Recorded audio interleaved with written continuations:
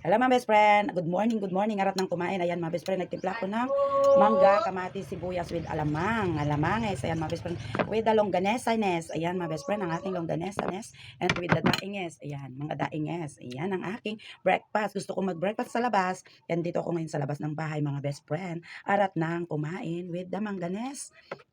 And the daingenes. Mami, di yung pinakita itlog ko. Nagimasenes. And with the omelette. Ayaw makita itlog kong sunog. With the scrambled egg. With the onion. The scrambled egg with the onion na sunog.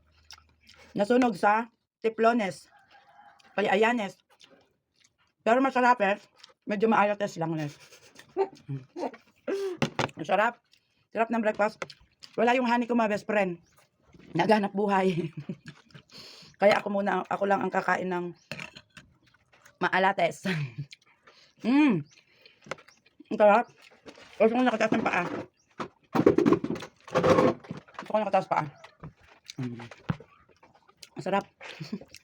Mga best friend, ano ngayon? January 10. January 10, 2025. Kaya, ito yung aking breakfast. Anong oras na? 9. O'clock? Okay. In fairness mga best friend, yung aking sausawan ay merong kamatis. Dito kasi mga best friend sa Pilipinas ngayon, kapag ang ulam mo ay merong kamatis, ibig sabihin ikaw ay milyones. So mga best friend, wala akong milyones kasi bakit? Kaya ka nagkaroon ng kamatis, binigay lang sa akin ng aking biyanan. Ang style ko mga best friend, kunwari bumili ako ng kamatis sa tindahan nila. Sabi ko, sa biyanan ko, pagbilan niya po ng kamatis, sabi ng biyanan ko, ay wala, sino ba yan? Nakita niya, ay, si Levi pala. Ay, sandali lang, sabi niya, namalengke kanina si Len. Baka bumili ng kamatis. Tapos punta siya sa kusina nila, Len, may kamatis ka ba dyan? Wala. Eh, hindi, bumibili si Ate Levi mo, bigyan mo na lang ng kamatis. Sige, ito na lang. Binigyan nila ako ng kamatis, mga best friend, kaya nakompleto yung aking hinangad na sausawan.